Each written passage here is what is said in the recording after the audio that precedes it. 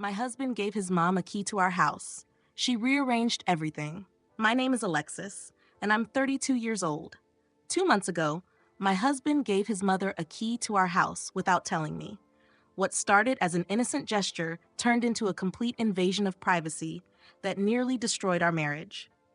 This is the story of how I discovered my mother-in-law had been entering our home every single day while I was at work, rearranging my life to suit her preferences, and how hidden cameras finally revealed just how far she'd gone. I should have known something was wrong when my husband Marcus came home from his parents' house with that guilty look on his face. We'd been married for 2 years, together for 5, and I knew his expressions. "So I gave my mom a key to the house," he said casually while unpacking groceries. I stopped loading the dishwasher. "You what?" "A key. To our house. For emergencies." "What kind of emergencies?" "I don't know. If we lock ourselves out, if something happens and she needs to get in, normal emergency stuff." "Marcus, we live 15 minutes from your parents. If there's an emergency, we can drive over and let her in ourselves." "It's just a key, Alexis. It's not a big deal." "Did you ask me before giving her a key to our house?" "I didn't think I needed permission to give my mom a key." "It's my house too. I should have a say in who has access to it." "You're being unreasonable. It's my mother." That was his favorite defense. "It's my mother." Like those 3 words justified everything. "I'm not comfortable with this," I said. "Too late. I already gave it to her." And that was that. Decision made, key given, my opinion didn't matter. I should have demanded he get the key back right then. I should have insisted on changing the locks. But I didn't want to be the bad guy, the controlling wife who won't let her husband's mother have a key. So I let it go. And that was my first mistake. The first changes. 3 days after Marcus gave his mother the key, I came home from work to find my living room furniture rearranged. The couch was against a different wall. The coffee table had been moved. The TV stand was in a new position.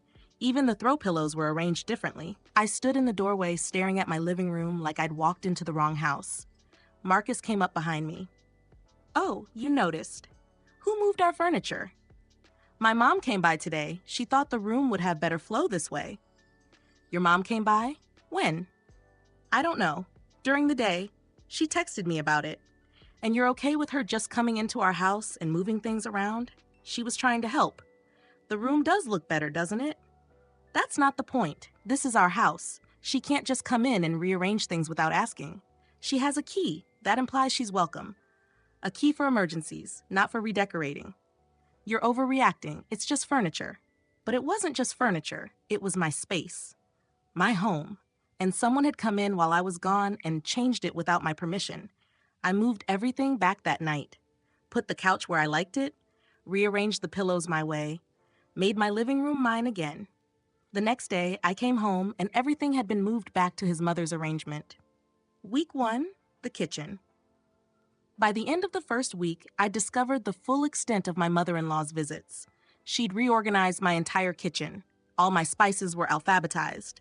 My pots and pans were in different cabinets. My dishes were rearranged by size and color. Even my pantry had been completely restructured. I couldn't find anything. Simple things like making coffee in the morning became a scavenger hunt because nothing was where I'd left it. "Your mom reorganized the kitchen," I told Marcus. "I know," she told me. "Isn't it great? Everything's so much more organized now." "I can't find anything." "You'll get used to it. Trust me, her system makes more sense." "I don't want her system. I want my system in my kitchen. Can you just try it her way?" She spent hours organizing everything. I didn't ask her to spend hours organizing everything. I had it organized the way I liked it. "Just give it a chance, Alexis, please." I gave it a chance. I tried to adapt to his mother's kitchen organization. But every time I reached for something and it wasn't where I expected, I felt my frustration growing. This wasn't about organization. This was about control. She was marking her territory in my house. Week 2, personal items. Week 2 is when things got really invasive. I came home to find all my bathroom products reorganized. My makeup was sorted by type and color. My skincare routine was rearranged in what someone else deemed the proper order. Even my tampons had been moved to a different cabinet. Someone had gone through my personal bathroom items, touched my things, decided where they should go. I felt violated. Your mother went through my bathroom stuff, I told Marcus that night. She was probably just cleaning. Cleaning doesn't require reorganizing my makeup and moving my tampons. She was trying to help. I don't need help. I need privacy. I need her to stop coming into our house every day and touching my things. Every day? That's an exaggeration. Is it? How often is she coming over, Marcus? I don't know. A few times a week, maybe. And you're fine with that? With your mother having free access to our home whenever she wants? She's my mother. Of course I'm fine with it. Well, I'm not. Then what do you want me to do? Get the key back. Tell her she needs to ask before coming over. I can't do that. It would hurt her feelings. What about my feelings? You're being dramatic about this. That's what he always said when he didn't want to deal with a problem. You're being dramatic. You're overreacting. You're making a big deal out of nothing. But it wasn't nothing. It was my home being invaded daily by someone who seemed determined to erase any trace of me from it. Week 3. The closet. Week 3 brought the discovery that pushed me over the edge. I came home early from work one Friday. My meeting had been canceled, and I decided to leave at 3 instead of 5. I walked into my bedroom and immediately knew something was different. My closet door was open. I always close my closet door. I walked over and looked inside. All my clothes had been reorganized, sorted by color and type. My shoes were lined up differently. Even my jewelry had been gone through and rearranged. Someone had been in my closet, going through my clothes, touching my personal belongings. I called Marcus. Your mother was in our bedroom. In my closet, she reorganized all my clothes. That was nice of her. Nice? Marcus, she went through my personal things, my closet, my clothes. She probably thought she was helping. I don't care what she thought. This has to stop. She can't keep coming into our house and going through our things. Our things? They're her things too, in a way. I'm her son. I'm your wife. This is my home, and I don't want your mother going through my closet. You're being possessive about this. I'm being possessive about wanting privacy in my own home. Just talk to her. Tell her to slow down with the organizing. No, you talk to her. You're the one who gave her the key. I'm not going to tell my mother she's not welcome in my house. Our house. And I'm not saying she's not welcome. I'm saying she needs permission before coming over.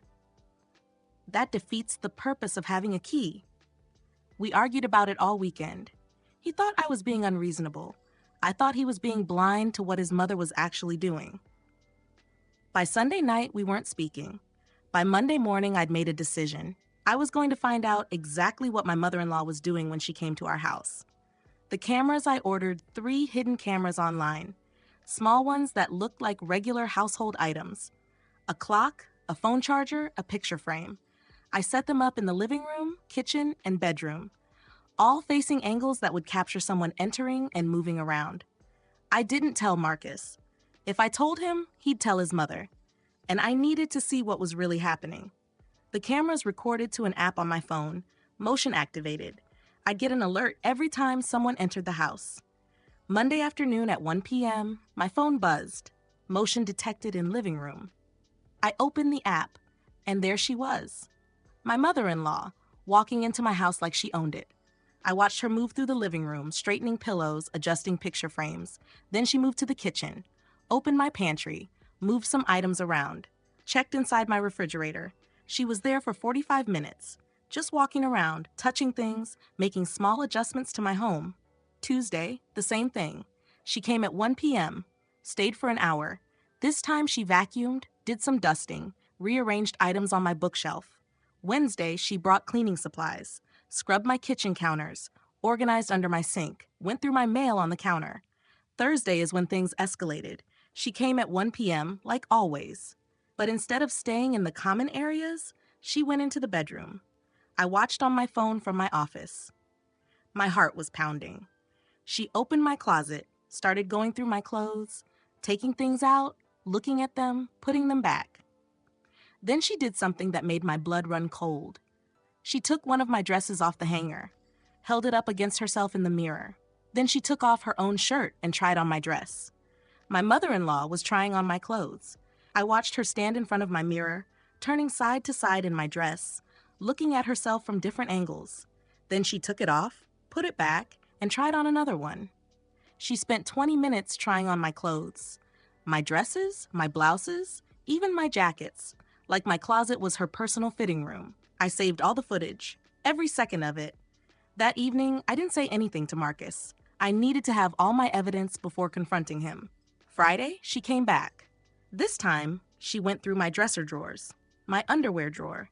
She was looking through my personal undergarments. She opened my jewelry box, tried on some of my necklaces, looked through papers on my nightstand. I had everything on camera.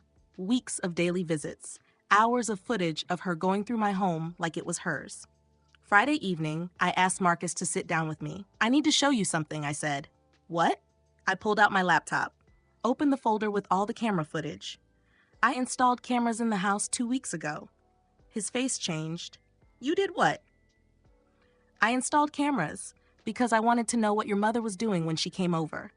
That's an invasion of privacy. It's my house. I have a right to know who's coming and going. Does my mom know about the cameras?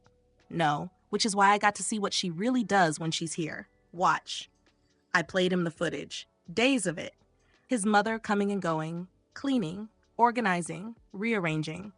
Then I played him the bedroom footage, her going through my closet, trying on my clothes, going through my dresser drawers. His face went pale. Oh my God. She's been doing this for weeks, Marcus. Every single day while I'm at work. She comes into our house and goes through our things, through my things. I didn't know. I swear I didn't know she was doing this. She told you she was coming over. You knew she had access. I thought she was just helping, cleaning and organizing. I didn't know she was going through your clothes, through your underwear drawer. That's crazy. This is what I've been trying to tell you. This isn't helping. This is invading. She's treating our house like it's hers. I'll talk to her. No, we're both going to talk to her tomorrow, and you're getting the key back. He nodded. For the first time since this all started, he looked like he understood. The confrontation Saturday morning, we drove to his parents' house. I brought my laptop with the footage. His mother answered the door with a huge smile. What a nice surprise. Come in, come in. We sat in her living room. She offered coffee. We declined. We need to talk to you about something serious, Marcus said. Her smile faded. What's wrong? Mom, how often have you been going to our house? Oh, just a few times a week, to help out, keep things tidy. More like every day, I said. Well, I have the key, and you're both so busy with work, I just thought. We installed cameras, Marcus interrupted. We have footage of everything you've been doing. The color drained from her face. Cameras? I opened my laptop. Would you like to see? That's not necessary. I think it is. I turned the screen toward her, played the footage of her trying on my clothes. She watched in silence. When it finished, she looked at Marcus. Not at me. At Marcus. I can explain.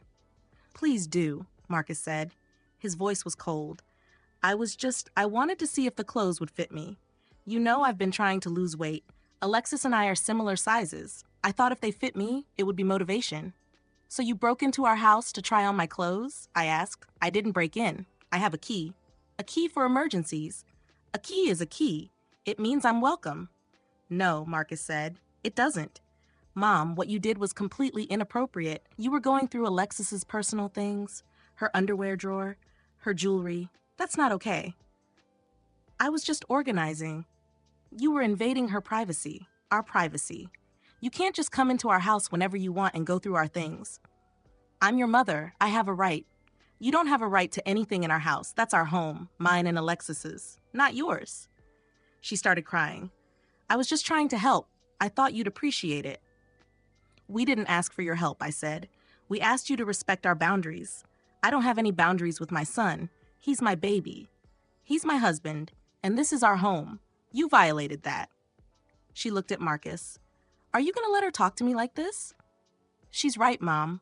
What you did was wrong. We need the key back. No. Mom. No, you gave me that key. You can't just take it back because she's being dramatic. I'm being dramatic? I stood up. You tried on my clothes. You went through my underwear. You've been in my house every single day for weeks without permission. How is that dramatic? I'm family. Family doesn't need permission. You need permission, Marcus said firmly. Give me the key. I won't. Then we're changing the locks. You wouldn't dare. Watch us. We left. his mother calling after us, crying, begging Marcus not to do this to her. In the car, Marcus looked exhausted. "I'm sorry, I had no idea she was doing all that." "I tried to tell you." "I know. I should have listened. She's my mom.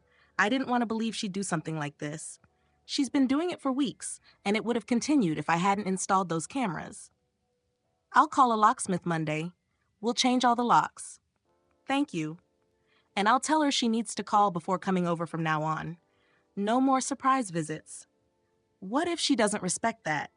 Then we'll deal with it. But I promise, I'm on your side now. I see what she was doing." The aftermath. We changed the locks Monday morning, all of them. Front door, back door, garage. Marcus's mother called 17 times that day. He didn't answer. She left voicemails ranging from apologetic to furious to guilt-tripping. "How could you change the locks on your own mother? I raised you better than this. That woman has poisoned you against me." That woman. She couldn't even say my name. Tuesday, she showed up at the house. Tried her old key. When it didn't work, she started pounding on the door. I was home alone. I didn't answer. Just watched through the window as she stood on my porch, crying and yelling. She finally left after 20 minutes. Wednesday, Marcus's father called. "Your mother is devastated. You need to apologize." "Apologize for what?" Marcus asked. "For wanting privacy in my own home? For treating her like a criminal? For changing the locks? For humiliating her?" "Dad, she was going through Alexis's underwear drawer. She was trying on her clothes. That's not normal. She was just trying to help. That's not helping. That's violating boundaries. She's your mother. She deserves respect. And my wife deserves to feel safe in her own home. I'm sorry Mom's upset, but we did what we had to do." His father hung up on him. The family chose sides quickly. Marcus's mother painted herself as the victim. Poor mother-in-law, who was just trying to help, punished by the controlling wife and ungrateful son. Some family members believed her. Others, particularly those who dealt with her boundary issues before, understood our side. Family gatherings became awkward. We were invited to fewer things. When we did go, his mother would either ignore us or make passive-aggressive comments. "I wouldn't know how your house looks anymore. I'm not allowed inside. I hope your house is clean, since you don't have any help anymore. It must be nice to have so much privacy. Some people value family over privacy." Marcus started standing up to her more, setting boundaries, calling out her manipulative comments. It was hard for him. She was his mother, but he was finally seeing her clearly. 3 months later. It's been 3 months since we changed the locks. 3 months since the confrontation. Things with Marcus's mother are still tense. She's speaking to us again, but barely. She declined our invitation to Thanksgiving, sent a card for Christmas, but didn't come to visit. She tells anyone who'll listen that I turned her son against her, that I'm controlling and manipulative, that she's being punished for caring too much. Some family members believe her, but the ones who matter, the ones who actually know us, understand what really happened. Marcus and I are stronger than ever. The camera footage, as invasive and uncomfortable as it was to watch, saved our marriage. It made him see what I'd been experiencing. It validated my feelings. We have a new rule now. No keys given out without both of us agreeing. No family members just stopping by. Everyone calls first. Everyone respects our space. His mother still doesn't understand why what she did was wrong.